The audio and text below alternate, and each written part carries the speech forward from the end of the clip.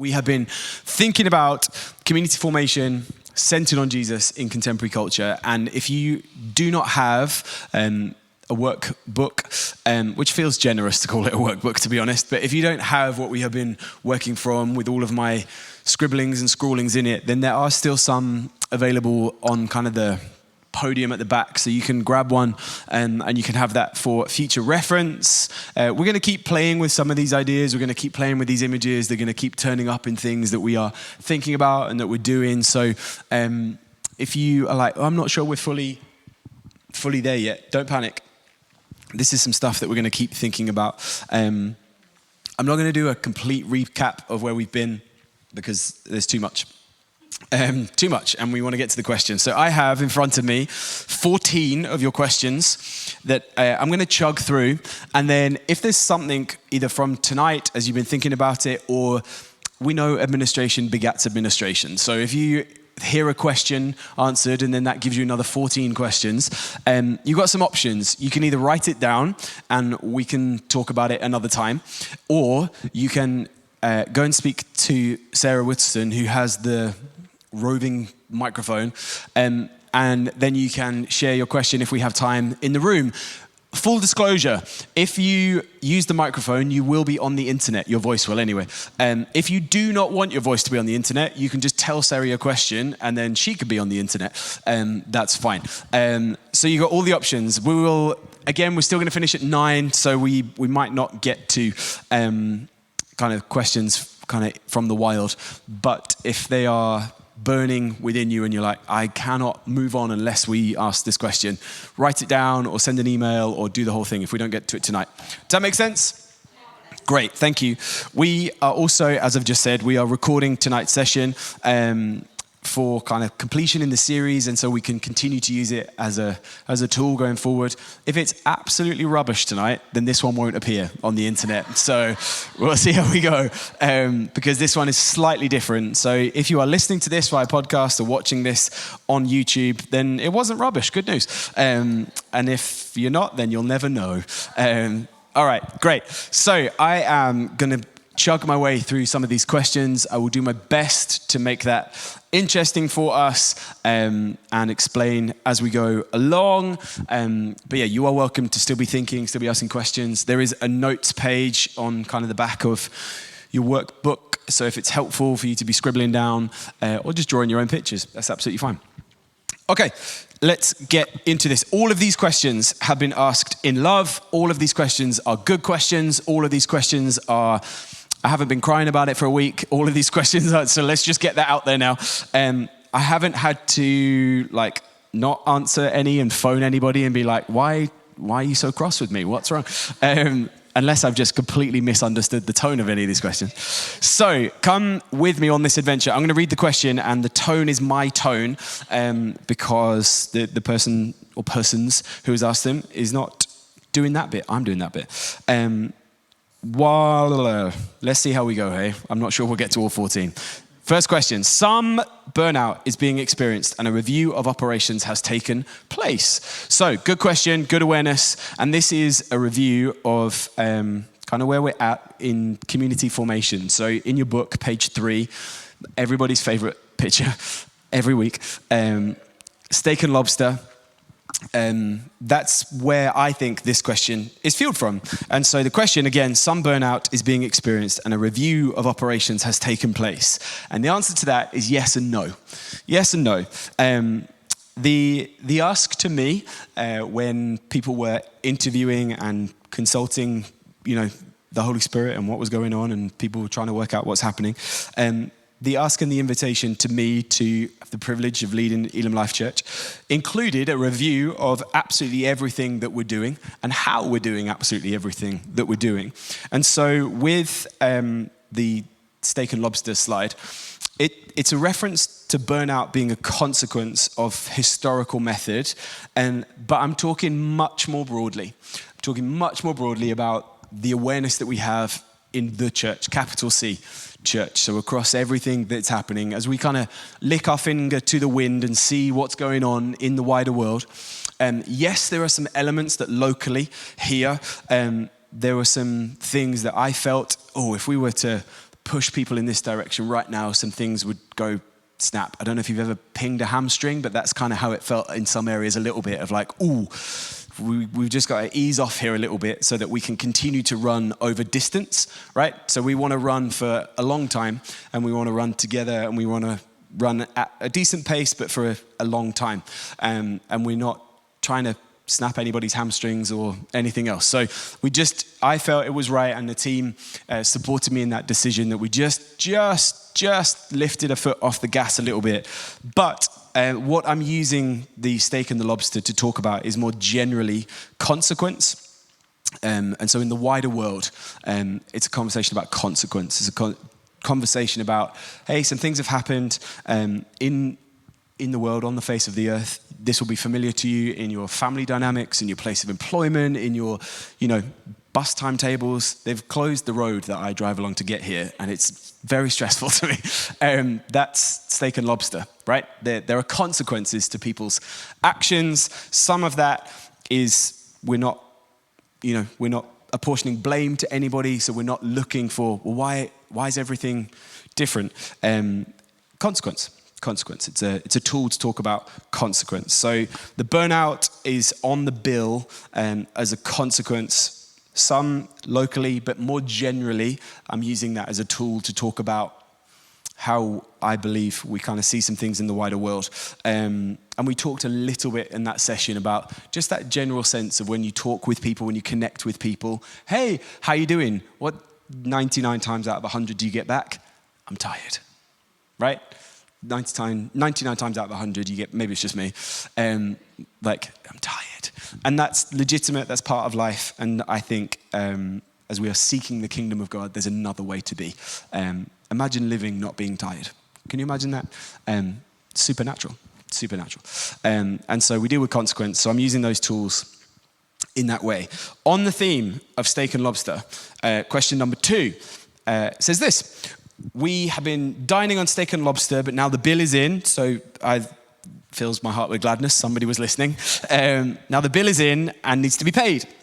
This could be interpreted as meaning either church funds are low and more contributions are required, or too much has been shouldered by the pastors and now the church needs to take up the baton. It could be both of these issues, or it could be something completely different. So really good awareness, really good question. What does it mean that the bill is in? I hope you know me well enough by now. I'll just straight up ask you for your money. I will just straight up ask you for your money. And I'm happy to defend myself, and I'm happy to explain why I think that's appropriate at the right time, and I'm happy to do all the things. So for clarity, the bill for the steak and the lobster is not a direct reference to Elim Life Church funds. It's not. Now, if you want to contribute more funds to Elim Life Church, great, go for it. That helps us do the things that we are excited about doing. We are, charity, third sector, faith-based, all the things that are famous for not making any money. And so we are always looking for ways to add revenue streams so that we can help more people. We will talk about this in November at the AGM. The goal is zero. Now, don't get too panicked about this. We're not running our personal finances. If the goal for your personal finances was zero, that's not a way to live. And there's some things coming in September that are going to help us think about managing money and all that kind of stuff. But the goal as a charity is zero. We receive funds to spend the funds. We receive the money so that we can use it to help and serve the community. Does that make sense? So the more we receive, the maths is the more we can do. So that's always good. So this is not me saying, stop tithing, we're golden, it's all in. Stop giving your money, don't worry about it. Do think about it, do pray about it, do talk with each other about it. Ask if you're not sure. We have some people in community who are like, hey, I would like to give towards a specific thing, or I would like to add to this, or I would like to see that happen. And we're super open to those conversations. But the bill for the steak and lobster is not me finding a complicated way to tell you, oh, we're running out of money. We're spending money because that's what we are supposed to do, because the goal is zero. Now, we work with a rolling reserve. We work with making sure we're not coming to you at the end of every month and going, guys, we don't know how we're going to keep the lights on. the team are very good at telling me, well, easy now. Like, let's just add a bit of balance here. Let's just bring a bit of awareness here. But the goal, again, for clarity, the funds that we receive are not for us to keep to ourselves. They are for us to use to help and serve people. So that's what we're doing. So that was the first part of that question. Funds are being managed. We will always use more. I will straight up ask you for more. If we ever find ourselves in a position where there's an opportunity and we need to do that, I will just straight up ask you for your money. I don't feel bad about that. So the second part of this question, has too much been shouldered by the pastors and the church now need to take up the baton? So you can, for your own time and reading, go to 1 Peter chapter 2 and have a little think about what that means for us. So if you're making notes or getting things down, 1 Peter chapter 2, we believe in the priesthood of all believers. And then if you pair that with Ephesians 4, we believe that there are some ways to be. And so we are not downing tools. We're not saying, nope, this is not for us anymore. But we believe that you are as called and qualified to disciple people. We believe that you are as called and commissioned by heaven to tell people about Jesus. We believe that you are given things by God, from God, for God. And so this is not us kind of going, well, this is outrageous. We've been doing too much. It's, like everybody else, there are days where you're like, I'm really glad I made this choice. And there are other days you're like, jobs.co.uk, let's see what's going on. That we're human, as you are human, right?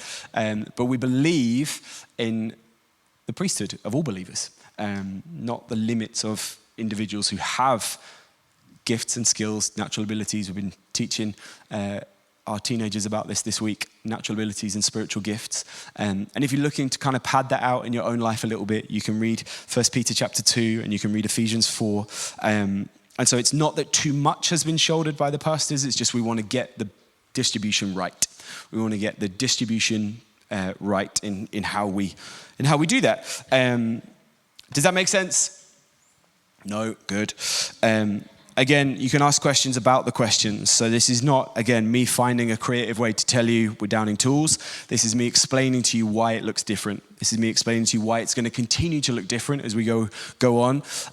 We don't believe in the one-man model. We don't believe in that. It is unfair and unrealistic for me to do everything. I'll be dead. That's not possible.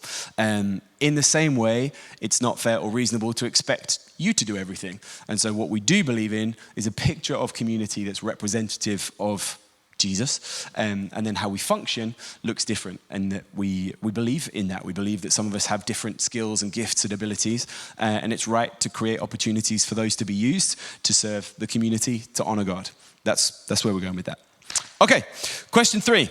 The church needs to stop considering that attendance at the Sunday meeting is job done for the week and to take discipleship out into the community.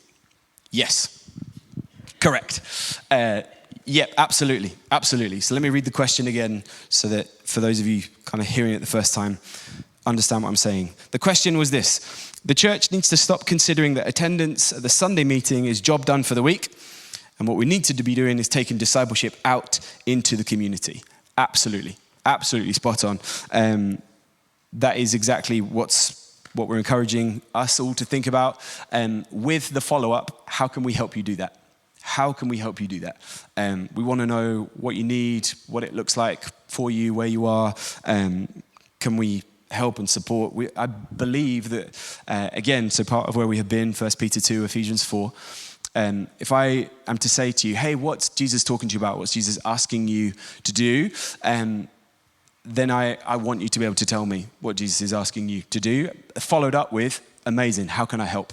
Rather than, here's a list of things that I would like you to do. Is that making sense to us? So the other face of that coin, I believe that we exist as a pastoral team in part to support you, to equip the saints, would be the biblical language, right? To equip the saints to do the work. And that includes all of us, not the limits of those of us who have kind of the privilege of being here and doing the things that we do. That's a part of it, but that's not the totality of it. There are some significant things that we are doing, some things that you trust us with, some oversight that we believe is appropriate and healthy, and how we are doing that. But that includes helping you live out the call of God on your life in community. So yes is the short version to that question. Again, for clarity, we love Sunday. We love our gathered moments, that we're not cross with those. We're not, not saying that that's bad or that's wrong. What we're saying is, you will have heard me say often, an hour and a half on Sunday is not sufficient for the fullness of following Jesus. Can't be. We love it. It's great. It's important. It's an important part of being community, but it cannot and it will not ever be the fullness of the kingdom of God. And so into the community, how can we help each other? We all okay? All right. Question number 4. Questions of spiritual guidance and meaning should be discussed with one another, and doing some of our own research and using the internet. Yes. Again, so if you want to get into some of where's that come from? Galatians 6, I would encourage you to get into Galatians 6 and to think about some of what's happening in verse 2 and think about some of what that means or could mean for us, how we help and bear each other's burdens. I'd encourage you to think about what that looks like. I would think about the ability to ask good questions with each other. We want to dilute a little bit the idea that one person has all of the knowledge and all of the answers. If we can help in that, absolutely, that's part of what is our responsibility, to give better resources. So remember, we've talked about if we are going to explore freedom, then it's not abandonment, but we're going to give better resources and tools to help us to do that. So page 6 is kind of where we landed on some of that. If we're releasing people into the wild, then the very least we can be is helpful. And so let's talk with each other. Let's ask. And if you're not sure, or you're struggling, or you're not finding things that are helpful, or people are like, I just don't know, ask. Absolutely okay. It's not a test and it's not a secret. But what my awareness and part of what I have seen and experienced in community is that these things can, if they're left unanswered or waiting for a Sunday, they can calcify and then start to fuel frustration. And you go, oh, well, I'll see him, or I'll see Pastor Sarah Hingley on Sunday and I'll ask them then. And then legitimately, you don't get to do that because you get caught with somebody else, or you have to move the car, or you got to go and run to Toby Carvery or whatever else. And then another week goes by, and then legitimately we can't connect again. And then another week goes by, and then legitimately we can't connect again. And then another week goes by, and now all of a sudden what began with, oh, when you say this, what do you mean, has now calcified into, well, I'm not going back there. That's outrageous. I don't believe what they believe. I'm upset. I'm offended. It can calcify into this mountain that actually we have the ability to go, well, what does the Bible say about that? Or what do I think about that? Or where is Mark Blackford's number? Let me call him because he will definitely know. Do you hear what I'm saying in that we have the ability to bear each other's burdens and say, hey, what do you think about this? Or what's helped you with that? Or what are you reading at the moment? Or what's speaking to you at the moment? Or what's helping you find and follow Jesus at the moment? Will you share that with me? Will you help do that in community with me? So yeah, absolutely. And I know the internet can be a scary place. And so legitimately, if you're not sure what to do there or how to get there, again, ask and we can give some resource recommendations. We can point you into some directions. We can help you with some of that. Aware that not everything we find is great. A lot of stuff comes with a filter or a lens or an opinion. We talked about this a couple of weeks ago. Again, that's fine. We just need to know where it's coming from and what they're kind of encouraging us to think about with those lenses. But yeah, go and explore, ask questions. And also, again, as a pastoral team, Sarah Hingley and I are not absenting ourselves from this process. Ask, send an email, send a WhatsApp, grab us when you can. We are happy to go through this with you, to say, hey, maybe not that one, maybe this one, or this is really helpful for us. So yeah, good question, really good question. Are you okay if we just let's do go. a little follow-up on that one? Yeah.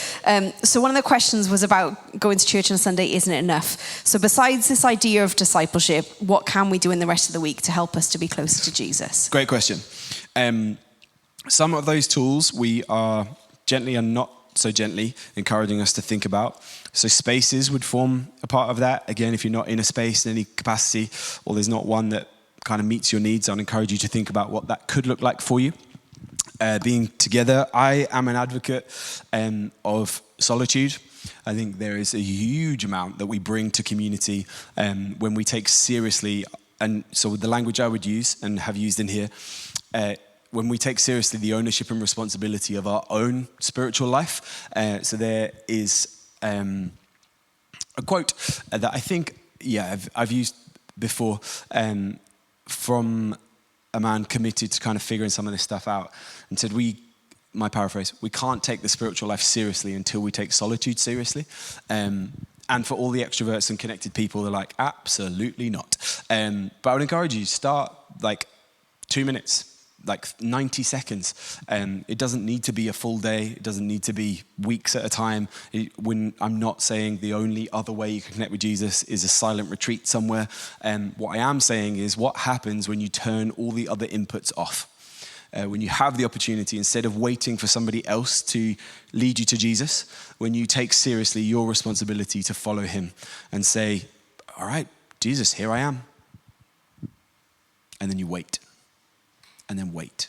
And it might be the last 30 seconds before you get out the car to go into your place of employment.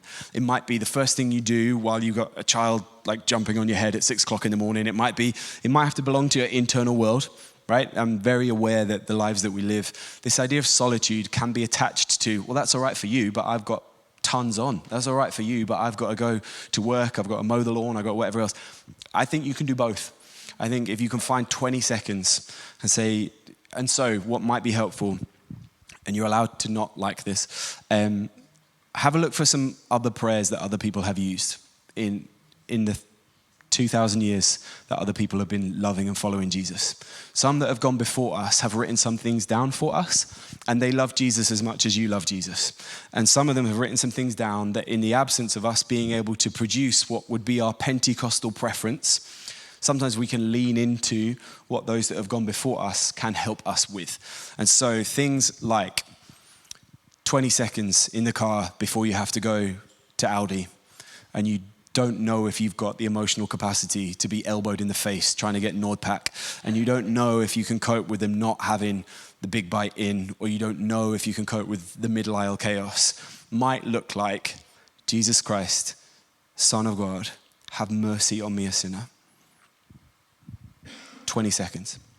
20 seconds. Memorize some of those prayers. Have some of those things available to you. It might look like, as you wait to go to your place of employment, Father, right now, with my body, I'm consciously choosing to let my breath remind me of who you are.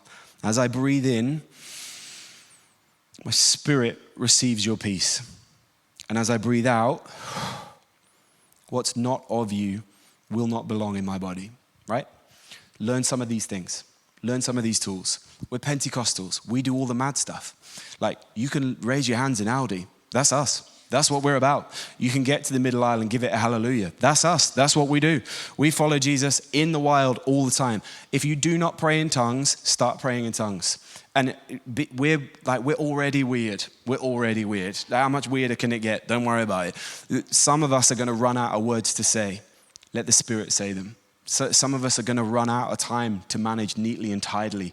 Let the Spirit manage your existence. So some of us might need a little bit of our administration of life undoing a little bit to get into, like, well, I would prefer a program every other Wednesday. That would be much more convenient. These are not the days that we are living in, right? These are not the days that we're living in. And it's not because a program is bad or is wrong. It's because if we are looking for that repetition to take us by the hand, to guide us to Jesus, we will always be disappointed.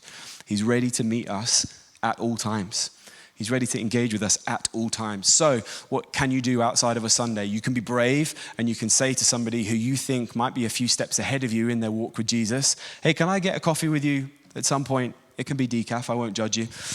Hey, would you be available to come and tell me how you have followed Jesus in your life? You can make a personal one-to-one appointment with somebody. You might have, and I hope you have friends and peers in this community, and you can say, hey, what does everybody's schedule look like? Could we gather and pick a frequency that's realistic and achievable in your world? Could we eat together?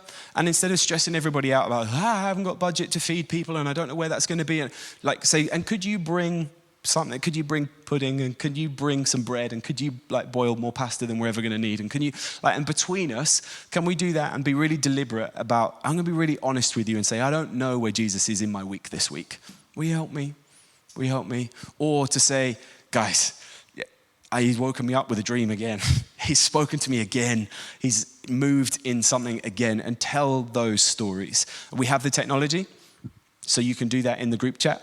That counts, that's real.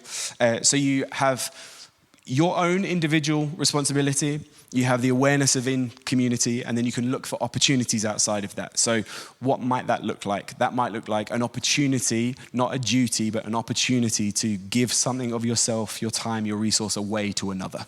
That might look like, hey, I've got a little pocket of opportunity here. Hey, this is my day off in the week, and that just so happens to be when food bank is. I wonder if Lynn needs any help. I wonder what that might look like. I wonder how I might be able to serve my community. Hey, I'm pretty sure the family 2 doors down might appreciate just a knock on and see, do you want to borrow the lawnmower? Do you want to, just an awareness of I don't live for myself. I don't live exclusively for myself. And so I would think about some of those patterns of connection. Now, for some of us, that's not easy. I don't want to be cheap with that. I'm aware it takes a boldness and a level of health and a level of, connectedness to be able to do that. So again, if you are struggling with that, speak to Pastor Sarah Hingley, speak to myself. We can connect, we can point, we can shout, we can support, we can guide, we can do whatever. But yeah, I would think about, okay, where are the opportunities for solitude? Personally, for me as an individual, where are the opportunities for me to connect with people that I'm going to see eye to eye with? Where do I feel safe? It doesn't feel like effort. It doesn't feel like, I'm going to have to put on my Jesus mask and they're going to do a thing for me. And then where are the opportunities for me to serve another? Where are the opportunities for me to connect with somebody? And I think through that, you'll find some rhythms and some patterns and you'll figure it out. There's always stuff to do. There's always stuff to do. And so if you're not sure, shout and we can find out what you like to do, and we can point you in the direction of music and media teams. We can point you in the direction of kids' church teams. We can point you in the direction of community staff. We can point you in directions of practical things that need doing in the buildings. We can point to you in administration tasks. If you're absolutely devoid of any of those options, we've got tons of stuff that we can connect you with. Does that answer that question? Cool. Any more from the floor? Cool, thank you. Here we go. The extent of pastoral input for initiatives such as holding an Alpha course will be limited to providing tea and coffee. Good question, fair question. Not quite. So I guess it's an extension of what I've just been talking about. We as a pastoral team will continue to lead, create, teach, share, make, pray, invite, all the fun stuff. However, the initiative isn't exclusively the responsibility of the pastoral team. Does that make sense? And so from this idea of if I say to you, hey, what's Jesus asking you to do? And you say, hey, he's asking me to do this very specific thing with this very specific people group in this very specific place, instead of me saying, I'm really sorry, that doesn't align with our vision and with our mission, what I now get to say is, great, how can I help? Does that make sense? And so there will continue to be things here. There will continue to be things that we have half an idea about and we go, ooh, let's do that as a community, or that's a really good idea, because that again is what you are asking us to do. So we're not downing tools. We're not being like, no, we're not playing anymore. Figure it out on your own. And it will be this combination, because I think there's a width to explore in the things that we haven't seen yet, because it's tied up in some of us collectively, instead of me singularly being like, hey, here are the things that I like and here are the things that I want to do. It's our responsibility. Again, you're going to need to read 1 Peter 2 on your own. You're going to need to read Ephesians 4 on your own. You're going to need to read Galatians 6 on your own. You're going to need to patch in some of your own understanding here. But I think the kingdom looks like all of us being on mission together, tied in with the oversight that by being a part of this community, you acknowledge and ascend to, yep, well, I feel safe here. They're praying for me. They're aware of what's going on. They can connect me with things. They're going to teach me. They're going to help me. They're going to lead me. They're going to whatever else, hopefully. So no, we're not downing tools and saying, unless you think of it, we can't do it. We're just trying to open those opportunities up for everybody. Just open those things up a little bit, just to see what Jesus might be asking you to do. And in the absence of all of those things, we will keep putting things in front of you and saying, hey, what about this? Or what about that? Or do you want to help us with this? Or do you want to come along for that? Or do you want to push that a little bit forward? So I hope that answers that question. Okay, next one. Help me understand how I can be a part of all of this. What could that look like for me? Is there, in square quotes, a how we become this? So we've touched on this a little bit, so I'll be quick here. If you're like, all of this noise and all of his pictures and all of his rambling, why can't we just have a prayer meeting at 7:30 of a Tuesday morning and have a midweek meeting and then just have Sunday at 10:30? What's wrong with that? Nothing wrong with that. Nothing at all wrong with that. But what I think Jesus is asking us to do is explore the rest of it and to explore kind of some things that we haven't got into. And so if you're like, I don't know where I fit, or if you're like, I get it and I'm a bit excited, but I just don't know what it looks like for me, or like, I love all of the things that we're doing, but they're not my things. They're not the thing that lights me up. It's not quite the thing. So I would encourage us to think about this. What do you love? Where do you love? And who do you love?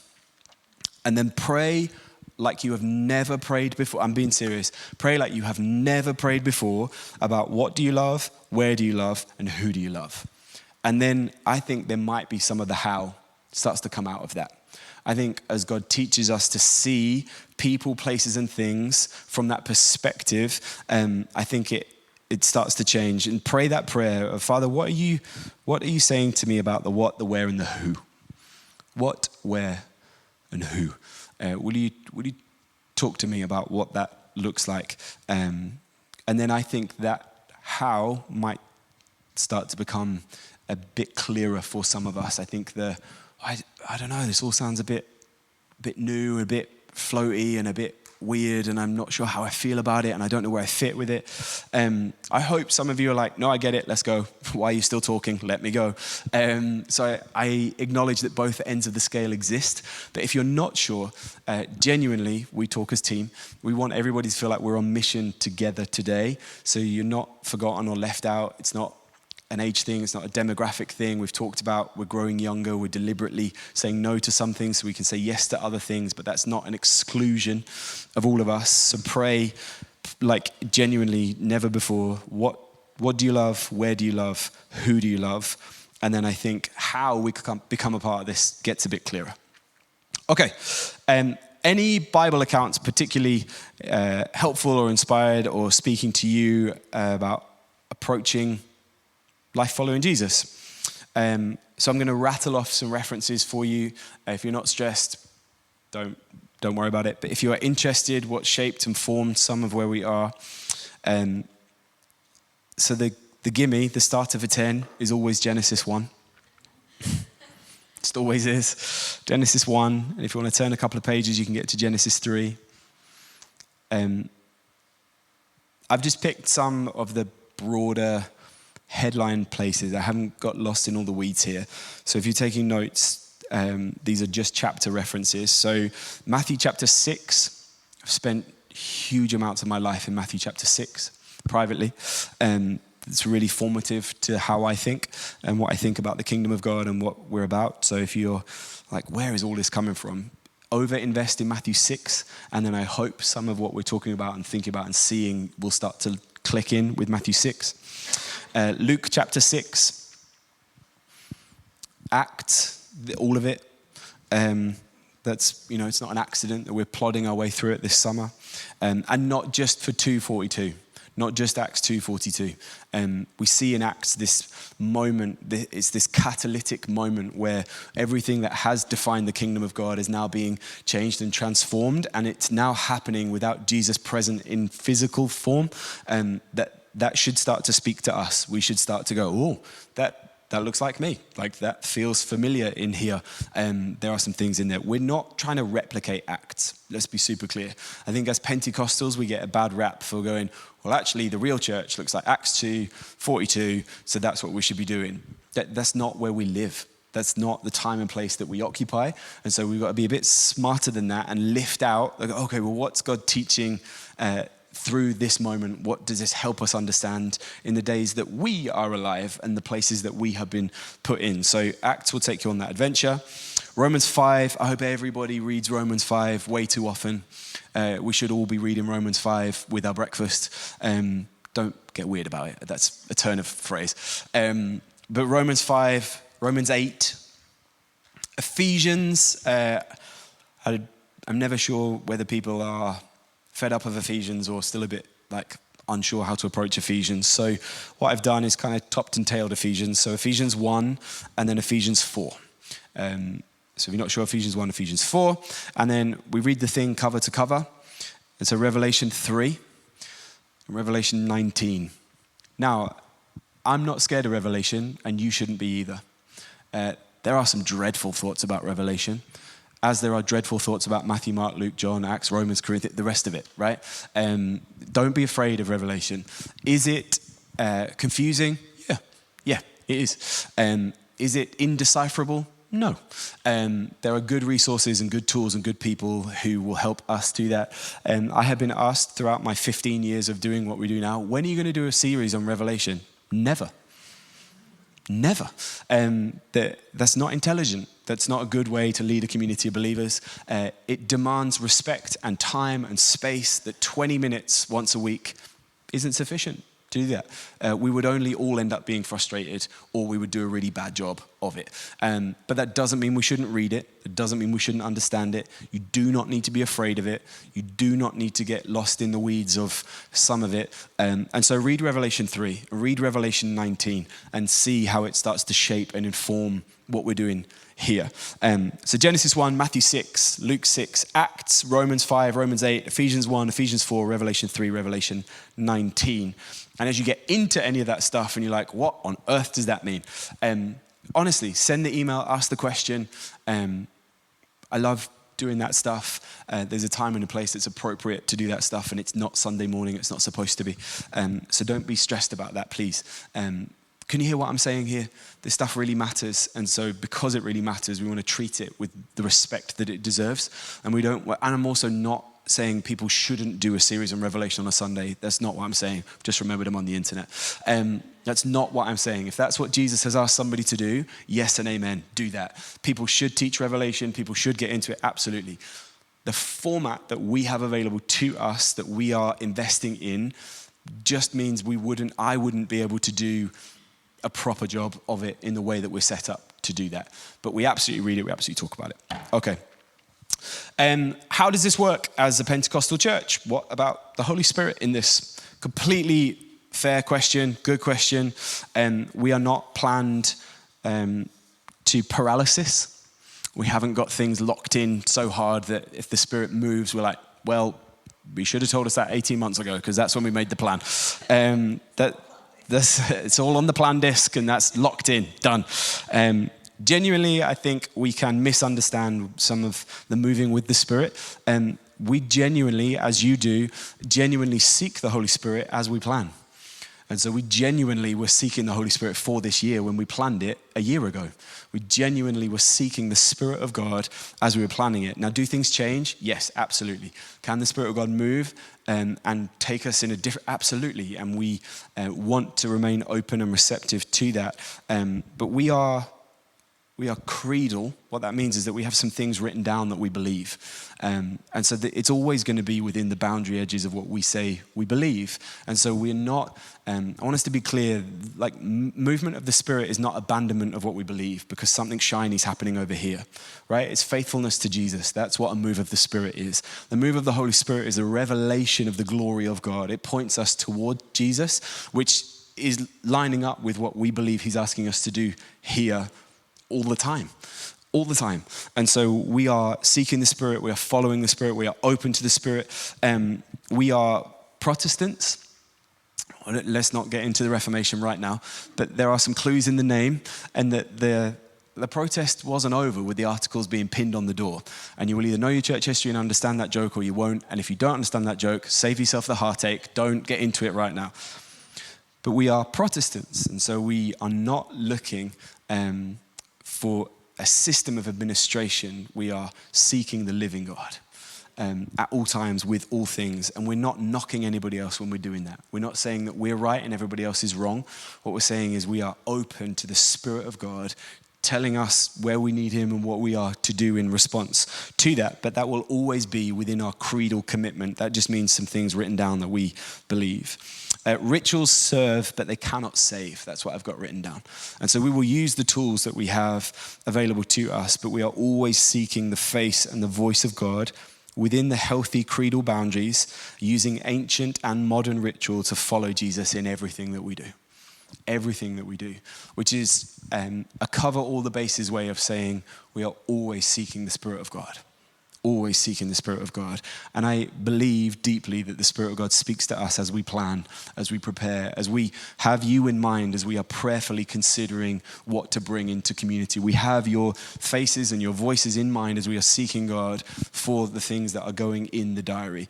A move of the Spirit of God, I believe, doesn't look like rocking up on a Sunday at 10:25 and going, no, Holy Spirit didn't put the chairs out again.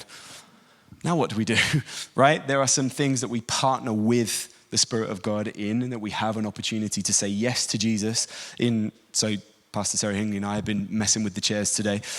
We have an opportunity to partner with the Spirit of God in some of these things so that we can be prepared as possible. So when something supernatural moves and speaks and points us towards Jesus, we are ready to be faithful and obedient to that. I'm conscious of time, so let's have a look at what would be perhaps helpful here. How can this be a part of the bigger kingdom picture, right? So this is quite niche. This has been about us here as a community. What does that look like? I would encourage us, and I want us to keep thinking about what we create, what we make.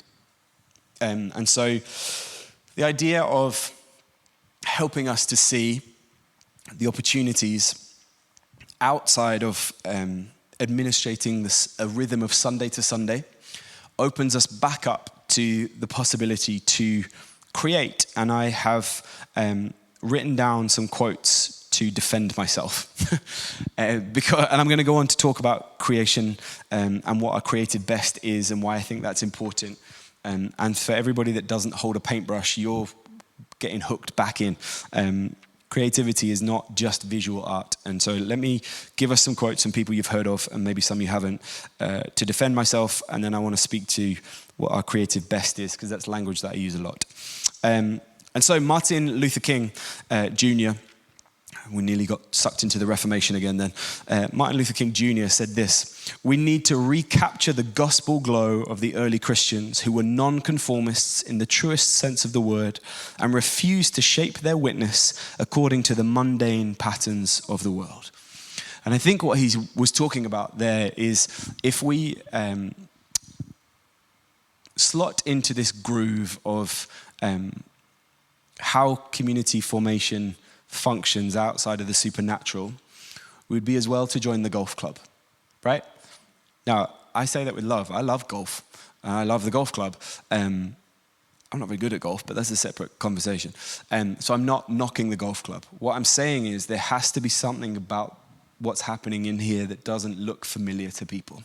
And so the way that we do that is use the things that we've been given to get into that. There's another quote by a pastor, a leader called Owen McManus that says, "We imagine and dream, but when we are changed, we create." And then there is a final one from an Orthodox saint whose name I can't pronounce. It says, "Whoever wants to become a Christian must first become a poet." Whoever wants to become a Christian must first become a poet. And he doesn't mean literally. It's this idea of create. This idea of using a renewed, a redeemed, a restored life to point to the beauty of God. And so I talk a lot about our creative best. How do we use our creative best? And let me read what I have written for us. So creative best is a shortcut to worship. It's a shortcut to worship. The extravagant behavior, honoring God beyond functional necessity. To push beyond a response which barely makes acceptable and instead towards awesome. It's expensive in time, it's considered, it's deliberate, it's intentional.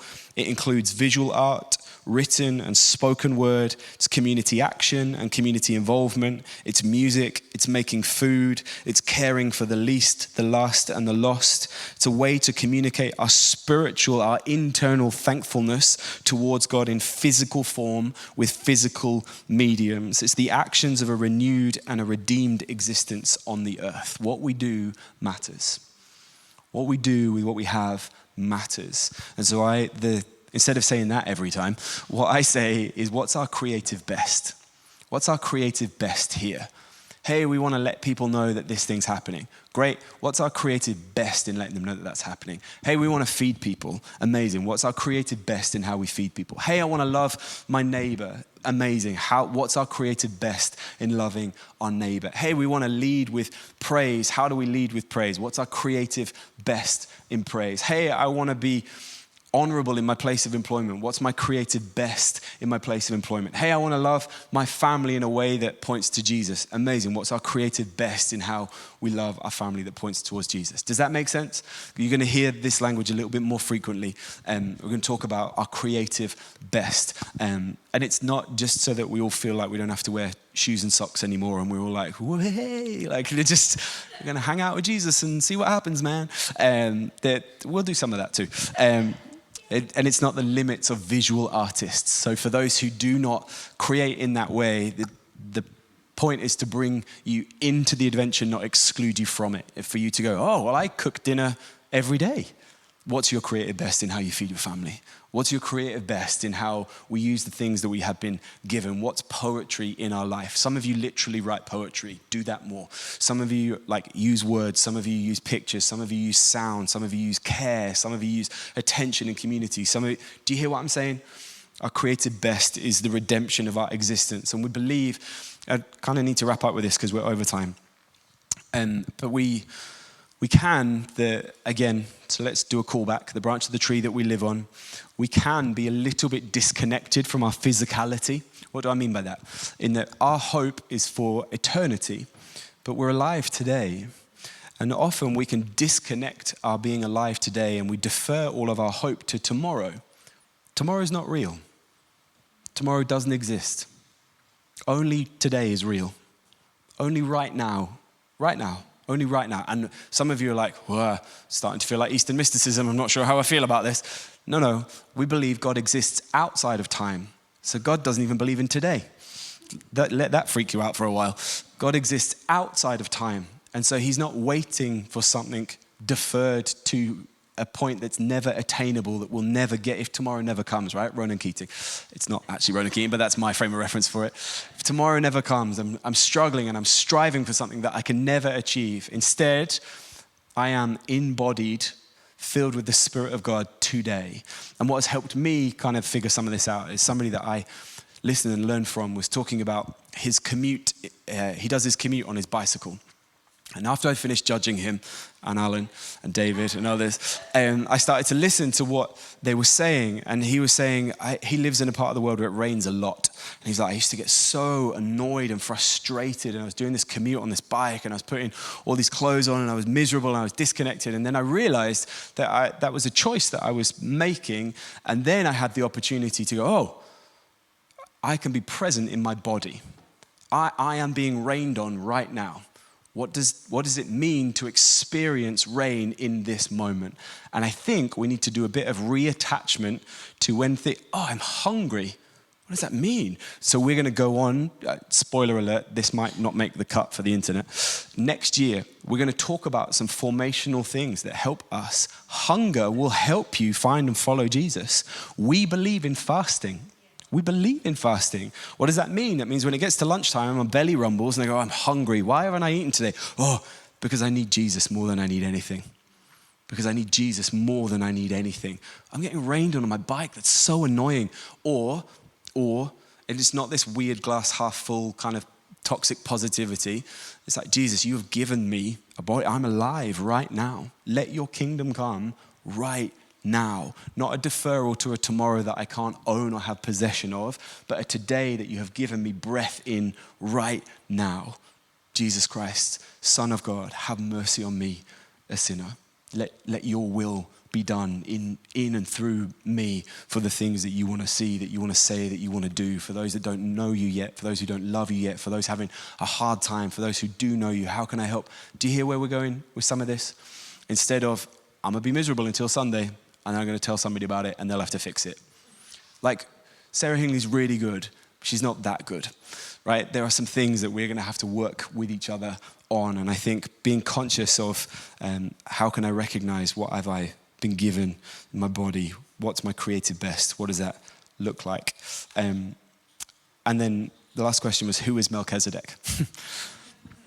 Again, if it isn't the consequences of my own actions, if it isn't my own steak and lobster, I have written a really long answer about who Melchizedek is, and we haven't got time to get into it. Shame. Melchizedek, you need to read Genesis 14. That's the only place he turns up. There's a reference in Psalm 110, and there's a reference in Hebrews, but the place he turns up is in Genesis 14. If anybody ever says, why do you give 10%? You can now say Melchizedek, because you'll have read Genesis 14 and see what's going on there. But in seriousness and in passing, I've opened the can of worms, so we will do it. So his name could be translated as King of Righteousness. He's a high priest, and he appears without a timeline. And so he appears without any sort of succession. He didn't receive his title from anyone else, and he didn't hand it over to anybody else. He just kind of appears in the narrative, and you're like, who's this guy, and what does he want? And he has this interaction with Abram, so that's Abraham before he was given the H in his name for us. He has this interaction with Abram, and Abram kind of gives him 10% of some spoils of some places, some treasure that he has been to, and then he disappears again. We don't pick him back up. He doesn't reappear. In Genesis 15, we kind of crack on with where we were, and so he's a king, he's a high priest, but he appears without timeline, and he is a type of Christ. So if you speak to Bernie or anybody that spent more than 30 minutes with me in a room, one of my favorite things is foreshadowing in scripture, and that every book of the Bible you'll see Jesus in it. Every single book of the Bible, there is a type of Christ in every single book of the Bible. Now, Melchizedek, as a high priest without timeline, so no start, no end, can you see it? Can you see it? Melchizedek is a type of Christ, and he was worshipped in response to how Abraham kind of dealt with him. There's some other weird ideas around which are fun to explore. I wouldn't get too lost in the weeds in some of that, but it's fun to kind of find out. And if you want to know some more about that, ask, and I'm happy to share that information with you. But yeah, Genesis 14, you'll find Melchizedek. And yeah, it's pointing us to Jesus. And in all the potential opportunities, see it as a type of Christ. And what is it telling you about Jesus? What's it telling you about Jesus? Priesthood without beginning, without end, exists outside of time. It's a picture of superiority, of permanence. More importantly than anything, it's a picture of Jesus. Melchizedek is a picture of Jesus. Okay, if you now have 100 more questions than I have answered, that's fine. You can send me an email or you can write them down. But I'm going to pray with them for us because we are past time. So thank you for your patience. Thank you for sticking with it. Thank you for connecting with these things over these 4 weeks. We are thinking about what this could look like for us. There's some exciting things happening in community in September. And then there's potentially a little window for something in October. We're going to talk about that as team. Unless you all tell me now, it was awful, don't ever do this again. Then we'll kind of think about what that looks like for us. Spaces give us width, and then places give us depth. It's from a picture that I felt I had at the start of the year for us, that the Spirit of God is asking us to dig deep wells and then build lives with what we find as we kind of dig these holes. So spaces give us width, the ability to connect, and then places, so we would reference this as place. This has been a places experiment. Give us the things to build deep lives of kingdom significance from. Let's pray. Father, we thank you. I thank you that you are moving, that you are God, that you are alive, that you are in control, that you know all things. Jesus, again, be honored in our community, be praised above and beyond all things. Jesus, you are alive and you are God, and that's why we are looking at how we do the things that we do. We want you to be our center. We want everything that we do to be fixed and firm on you, that you would have your way. You are God, and so there is nothing and no one else, just you, Jesus. Come and have your way. Spirit of God, would you anoint us again? Would you fill us again? Would you breathe on us again? Father, always, for those that are tired, would you breathe new life? For those that are excited and are ready, would you sustain and would you supply? Would you speak and would you move? Father, for those that feel confused or angry or frustrated, would you speak and that there would be clarity and confidence in hearing your voice? For those who are absolutely raring and ready to go, would you preserve what is of you and what's of your kingdom would come to fruition and would be seen in our lives. Jesus, we again thank you for these 4 weeks. We thank you for each other. We thank you for this time. We thank you for